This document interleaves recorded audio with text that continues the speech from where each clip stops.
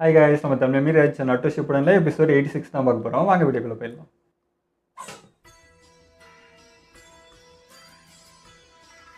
சிக்கமாக பார்த்தா பயமாக இருக்குது. அப்பச்ச போயிடுவேன்னு நினச்சியா?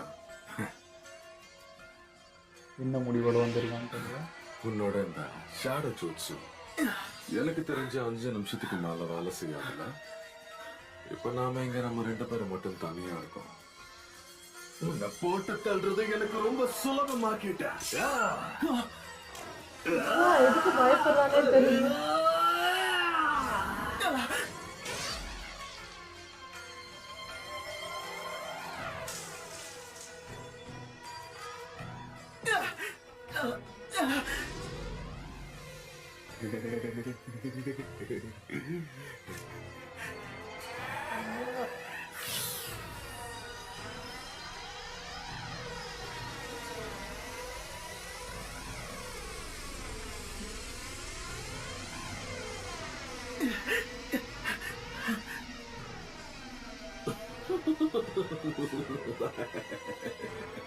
ஐயா மாட்டப்பலா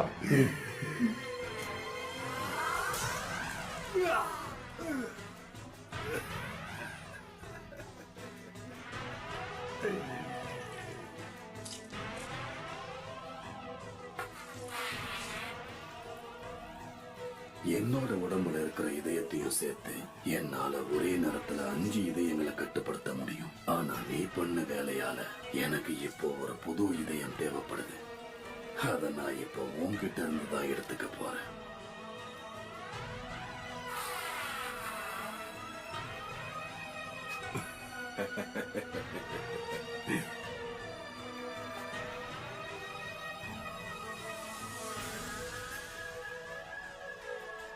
நடிக்கிறியா? இந்த வேட்டைக்காக தாண்டா காத்துக்கிட்டு இருந்தேன்.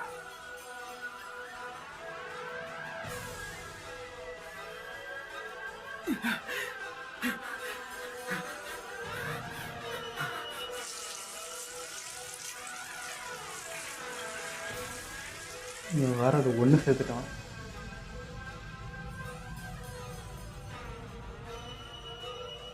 ரெண்டு தனித்தனி உடம்புகளா இருந்த இப்ப ஒன்னா சேர்ந்துருச்சு.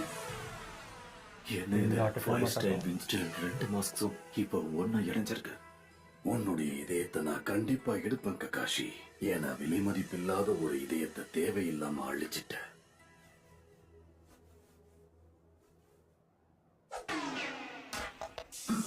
பின்னாடி ஓடலாம்.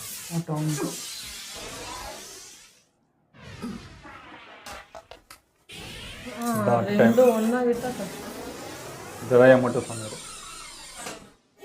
நெருப்போட காசு ஒரு ஓபனான இடத்துக்கு என்ன தள்ளுறதுக்காக அவன் முயற்சி பண்ணிட்டு இருக்கான். எவ்வளவு ஓடி ஒளிஞ்சாலும் தப்பிக்க முடியாது.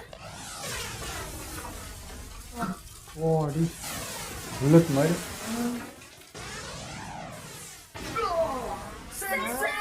ஷேடோ ஷேடோவாக இருக்கணும். ககாஷியா அப்பா, இந்த முறை நான் ஏமாறல. அப்பப்போ பிரமாதப்படுத்திட்ட. இப்படி கோழ மாதிரி சண்டை போடாம ஒரு வீரனா நேருக்கு நேரா தயாரா இருக்கியா?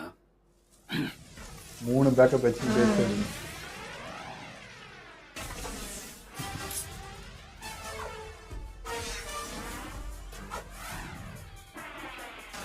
திரும்பவுமா?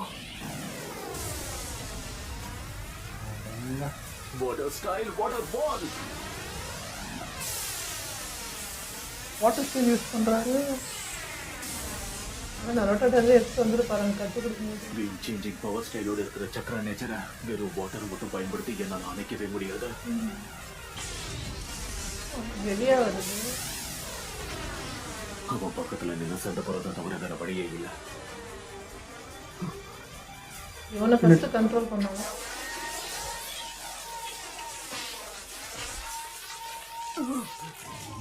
ஷேடோவாக இருக்கணும்.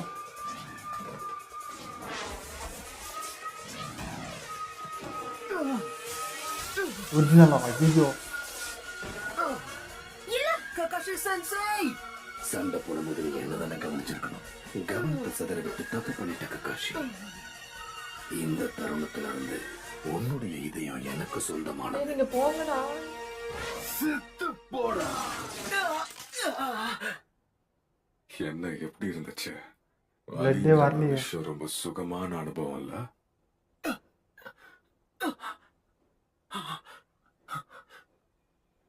டாய்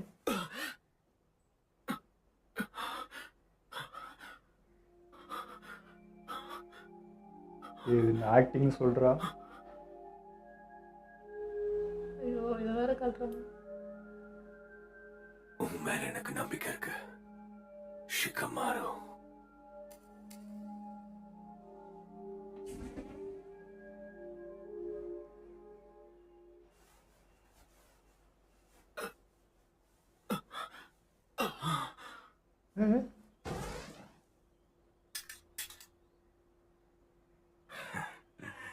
அதுக்குள்ள கதை முடிஞ்சிருச்சா?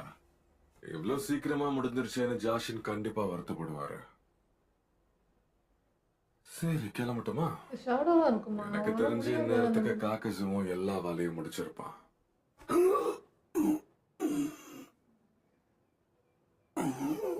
என்ன இது? நீ இப்போ என்ன பண்ணி வச்சிருக்க? ஒரு வழியா ஷிகமாரு சொன்ன மாதிரியே செஞ்சுட்டான்.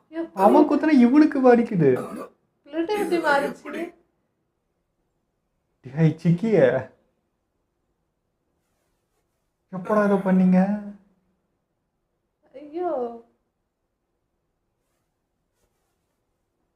அப்ப கையில கொடுத்தாரு. அதே தான் பிளட்டா இருக்குமா? இருக்கும் இருக்கும் இருக்கும். கக்காஷி பிளட் கலெக்ட் பண்ணி குத்துருக்காரு. ஆனா அவர் எப்ப பண்ணாரு? எப்படா எல்லாம் நடந்துச்சு? ஐயோ எப்பா ஓடு. எப்பா பயங்கர போஸ்ட் இதானா. காக்ஸ் பிளட் அவர் எப்படி எடுத்தாரு? அதனால ஹார்ட் எடுக்கும்போது வந்திருக்கும்ல, குத்தும்போது. இருக்கலாம்.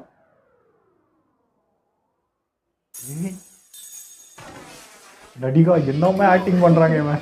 இன்னும் நல்லா கிடைக்கணும். அது கழுத்துல ஏற்கனவே அங்கே இது வாங்கணும்.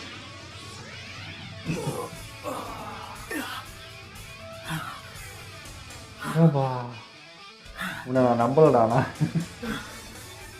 நடிச்சேன் தானே.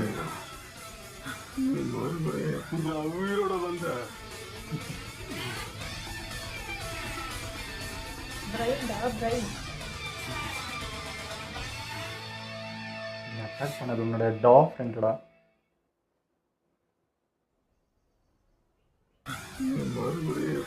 உயிரோட வந்த ரொம்ப சிம்பிள். நான் உன்னை ஏமாத்திட்டேன். என்ன கொன்னுட்டதான் நினைச்சு நீ ரொம்ப பெரிய தப்பு பண்ணிட்ட. பிளட்டே படல. உன்னோட ஆயுதத்துல ஒட்டிக்கிட்டு இருக்க அந்த ரத்தம் அது என்னோடதே இல்ல. போத ஷாக்க குறை. அது உன் பார்ட்னரோட ரத்தம். எங்க கூப்பிட்டு போற? இப்படி நடக்க வாய்ப்பே இல்ல. அதுதான் உங்களோட தலகணம். ஓ பார்ட்னர் செய்யற ஸ்டைல்ல சொல்றதுக்கு கஷ்டமா தான் இருக்கு. யமனே அவன் தான்டா இது தானே பயன்படுத்திருக்கான். ஐயோ கடவுளே. இதுதான் என்னுடைய திட்டம். வாய்ப்பு கிடைக்கிறப்போ நீங்க இதை பயன்படுத்துங்க சென்சை. இது ரொம்ப முக்கியம். ஜாக்கிரதையா பாத்துக்கோங்க. விஷயம் என்னன்னா ஹிடன் செய்ய போற சடங்குக்கு மத்தவங்களோட ரத்தம் எந்த அளவுக்கு முக்கியம் ஷிகமாருக்கு தெரியும்.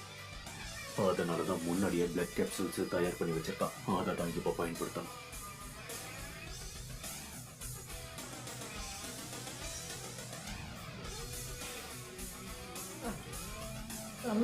புரியுற மாதிரி சொல்ல. எங்க எல்லாருக்கும் ஒரே நோக்கம் தான். சரியான வாய்ப்பை பயன்படுத்தி காக்கஸோட பிளட் சாம்பிளை கலெக்ட் பண்ணணும். அதுக்கு இந்த கேப்சூல் எங்களுக்கு எவ்வளவு உதவுச்சு தெரியுமா?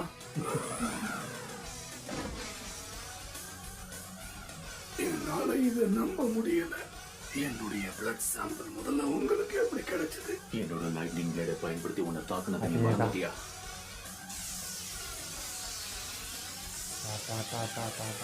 மூலக்காரன் தானே நீ ஒத்துக்கிறா. எதுவுமே காமிச்சுக்க மாட்டாங்க. அதான் ரத்தத்தை சேகரிச்சேன். கொஞ்சோட சந்தேகம் வராம பண்ணிருக்காங்க. எல்லா இடத்துலயும் தோக்குற மாதிரியே இருந்துக்கிறாங்க. காப்பவே நான் அவனை பாத்துக்கிறேன். நீங்க யாரும் குறுக்க வராதீங்க. கவனத்தை திசை திருப்புறதும் நான் மட்டும்தான். நான் சாதிச்சு காட்டுவேன். எனக்கு கிடைச்ச பிளட் சாம்பிளை வச்சு உங்களை பிரிச்சு உன்னை இங்க இழுத்துட்டு வந்தேன். முன்னாடியே தான் குத்துக்கிறாங்க, அப்பதான் யோசிக்கல என்னடா அது.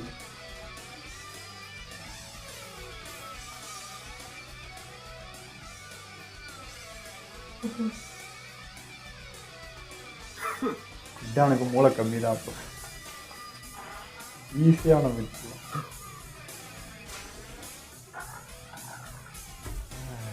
இதுங்க வேற. இப்ப அவன் வீக்கானாலும் இவன் வீக்காடு ரொம்ப பெரிய தப்பு பண்ணிட்டான்.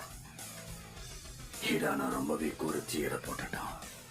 ஆனா ஒண்ணு, அவன் திறமைய பாராட்டியே ஆகணும். வளர்ந்திருந்தான்னா அவன் தலைக்கும் பெரிய பவுண்டி கிடைச்சிருக்கும். ஆனா இன்னைக்கு அவன் உயிரை விட போறான்.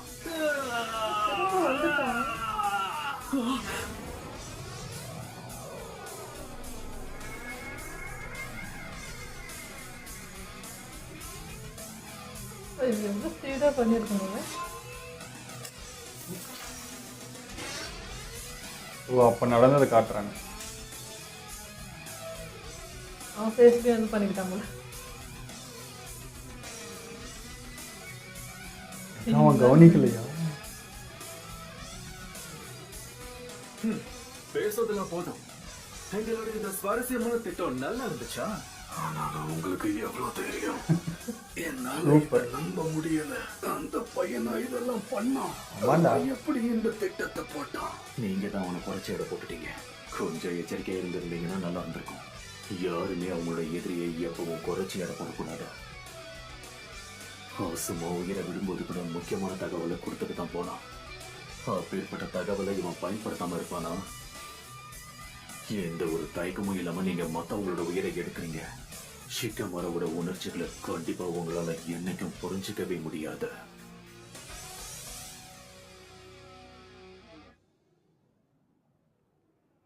அப்படி பார்த்தா இப்போ 2 இதையும் அவுட்டு, இன்னும் 3 இருக்கு.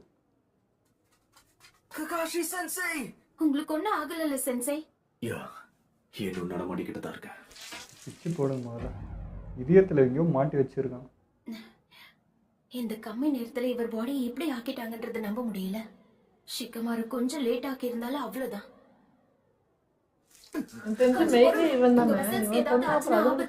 மெடிக்கல் நெஞ்சட்ஸ் வச்சு நான் உங்களுக்கு ட்ரீட் பண்றேன். அதுக்கெல்லாம் இப்ப நேரம் இல்ல. அதுங்க வந்துகிட்டு இருக்க.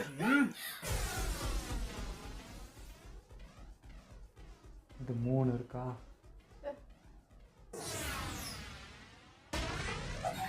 எக்ஸ்பான்ஷன் ஜுட்சு, பெரிய உருவம். Super slab.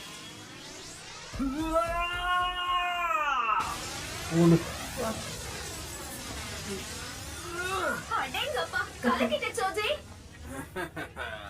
நெசி கசக்கிடுறாத.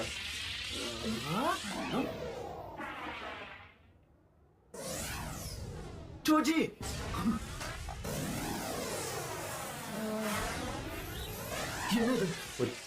அடுத்த ஆட்டு எடுத்துக்கணும்.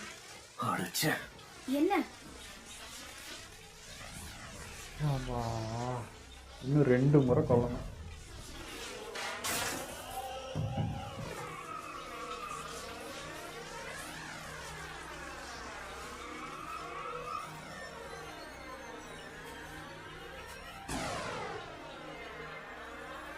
ரீஅனிமேட் ஆயிட்டானா? லைட்னிங் ஸ்டைல் மான்ஸ்டரோட இதயம் இப்ப அவனுக்குள்ள இருக்கு.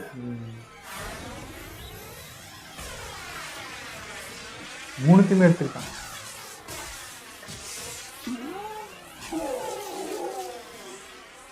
இவன் என்ன பண்ணிக்கிட்டு இருக்கான்? கன்றாவிடா. அவனோட உடம்பு இப்போ ஒரு மான்ஸ்டரா மாறிக்கிட்டு இருக்கு.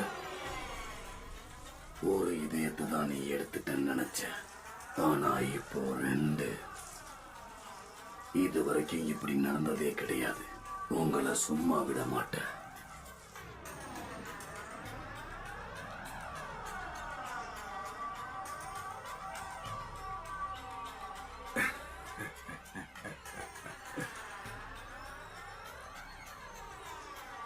அளவுக்கு நான் புத்திசாலி கிடையாது. ஆனா அடுத்து என்ன நடக்கும் நான் சொல்றேன். ஏன்னா இது ஜுட்சுவை நிறைய தடவை பயன்படுத்திட்டேன். ஜோட்சு பல தடவை பார்த்ததுக்கு அப்புறமும் ஜோட்சு எப்போ எப்படி வேலை செய்யும் தெரியாதுன்னு நினைக்கிறியா?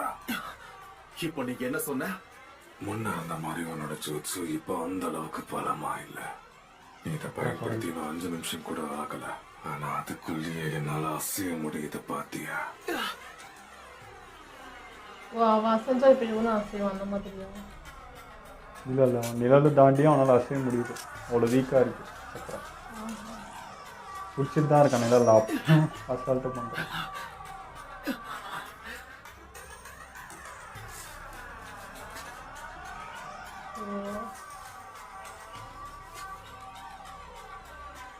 இவ்வளோ பண்ணி ஒரு உயிர் தான் கொல்ல முடியும். ஜோட்சுவோட நேரத்தையும் பலத்தையும் கரெக்டா கவனிச்ச.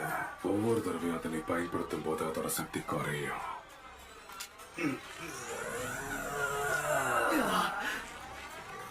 உண்மையை ஒத்துக்கோ தம்பி. நீ அந்த ஜோட்சுவை எவ்வளோ பயன்படுத்துறியோ அது அந்த அளவுக்கு பலவீனமானதாகும். இனி நீ அதை பயன்படுத்தவே முடியாதுல்ல. என்னுடைய கணக்கு சரியா இருந்துச்சுன்னா உன்னுடைய சக்கர எனர்ஜி குறைஞ்சிருக்கணும். என்ன சரிதானே?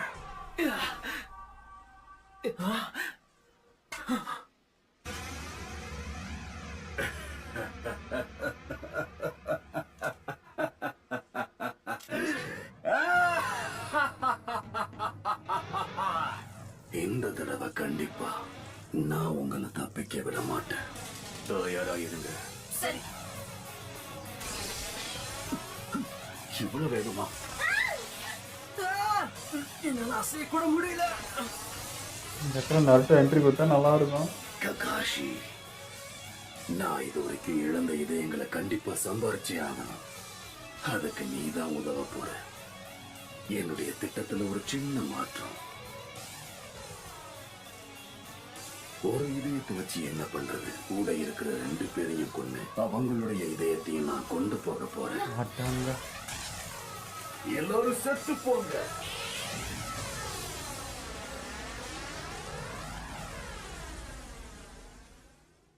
Wind style Rasengan, water style gripping torrent, hurricane vortex jutsu. இங்கே வந்துட்டியா? இதுலயே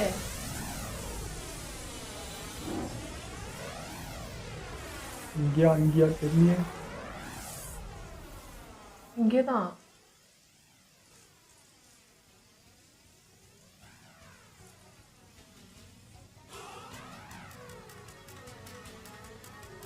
எமோட்டோ வந்திருப்பாரோ? சாய்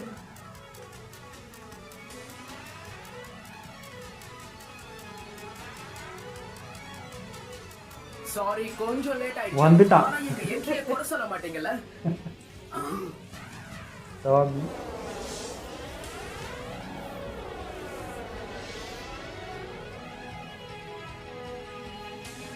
பர்ஃபெக்ட் டைமிங்டா.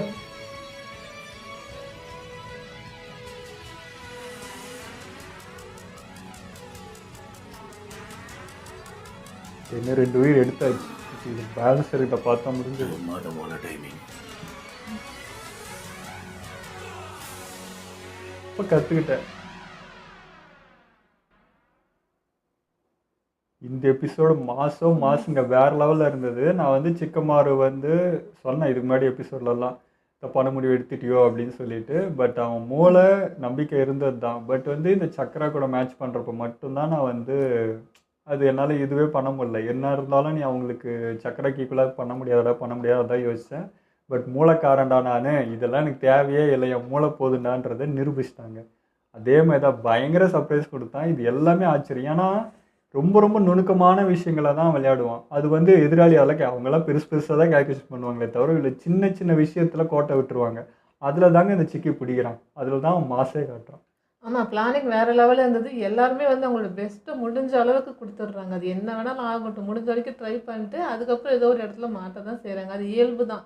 நம்ம எந்த ஒரு பேட்டில் போனாலும் அங்கே எதுவுமே எதாவது நடக்க தான் செய்யும். அதே டைம் கரெக்டாக நருட்டோ வந்து என்ட்ரி கொடுத்தான். ஆமாம், செம்மையாக இருந்துச்சு. அதாவது எமோட்டோ சாய் எல்லாம் வந்திருக்காங்க. சாக்குரா மட்டும் வரல. இல்லை சாக்குரா வந்து தான் இருப்பா. அவ்வளோ தானே கிளம்புறேன்னு சொன்னது அவங்கள்ட்ட பேசும்போது. மேபி இருக்கலாம், நம்மளுக்கு அது இதில் தெரியலையோ என்னமோ, இங்கேயே ஃபோக்கஸ்டாக இருந்துட்டோம், காட்டியிருக்கலாம், நம்ம கவனிக்கலையோ என்னமோ தெரியல. பட் வந்து சரியான டைமிங்கில் வந்து என்ட்ரி கொடுத்தாங்க. நான் வந்து அப்பயும் யோசிக்கிறேன், முன்ன காட்டினாங்க இல்லையா, வந்து இப்படி விழுறப்போ சோஜி விழுறப்போ அங்கே நருட்டோ பல்ல வந்துச்சு, அந்த மாதிரி ஆமா. திரும்ப அங்கே தான் காட்டுறாங்களோ, இங்கே என்ன ஆயிடுமோன்னு அப்படியே பயந்தேன். இந்த வாட்டி இல்லைடா நான் இங்கே தாண்டா வந்திருக்கேன்ற மாதிரி மாசான என்ட்ரி கொடுத்தான். ரொம்ப ஃபாஸ்டா ரொம்ப சிரமப்பட்டு கத்துட்டு வந்திருக்கான் ஆமா. போல, சீக்கிரம் முடிக்கணும் அப்படின்னு சொல்லிட்டு செம்மையா இருந்தது. அது எமோட்டா வந்ததுனால இன்னும் கொஞ்சம் நல்லா இருக்கு. ஆமாம். ஸோ இது திரும்ப இன்னொரு டீம் வந்து அட்டாக் பண்ணும்போது இப்போ இன்னொரு குரு இருக்காருன்ட்டு இப்போ அவருக்கு முடிஞ்சு போச்சு, அவர் ஆமா. போர்ஷன். இப்போ திரும்ப இந்த குரு திரும்ப புதுசாக இன்னொரு டீம்டா இப்போ வாங்கடா அப்படின்ற மாதிரி இருக்கு. இவ்வளோ கஷ்டப்பட்டு சிக்கம்மாரோட பிளான்ல என்னெல்லாம் நடந்திருக்குன்னா, 2 இதயம், அதாவது அவனோட 2 இதயத்தை தான் கொல்ல முடிஞ்சிருக்கு. இன்னும் எதுவுமே முடியல. இன்னும் 3 இதயம் இருக்கு.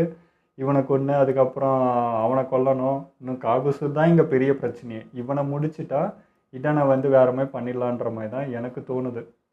அநேகமாக இவனோட இதயம் கம்பேர் பண்ணால் அவன் இதயமும் இவங்ககிட்ட இருக்குமோ அப்படின்ற மாதிரியும் ஒரு எண்ணம் தோணுது. ஏன்னா அவன் பாடியே ஃபுல்லாக கம்ப்ளீட்டாக என்ன பண்ணாலும் வெடிச்சாலும் ஒன்றுமே ஆகலை. ஸோ அவனோட இதையும் பேக்கப்பாக இவங்ககிட்ட இருக்குமோ அப்படின்ற மாதிரி அதான் ஒரு எனக்கும் விசுவாசம். தோணுச்சு. ஏன்னா இங்க இவனை வந்து கொன்னுட்டாலுமே அந்த இதயம் திரும்ப வருது, ஓகே. பட் மெயினான ஆளு இவன் தானே. இவனை கொன்னாலும் அதுங்க வேலை செய்யுதுன்னும் போது ஓகே, இது ஒரிஜினல் இல்லைன்றது நமக்கு ஃபீல் ஆயிடுது. நான் எப்படின்னா சிக்கமார் வந்து செல்ஃப் டிஃபென்ஸ் அவனே அழிச்சிக்கிட்டு அவனே அழிச்சிருவானோ அப்படின்ற மாதிரிலாம் நான் யோசிக்க ஆரம்பிச்சிட்டேன்.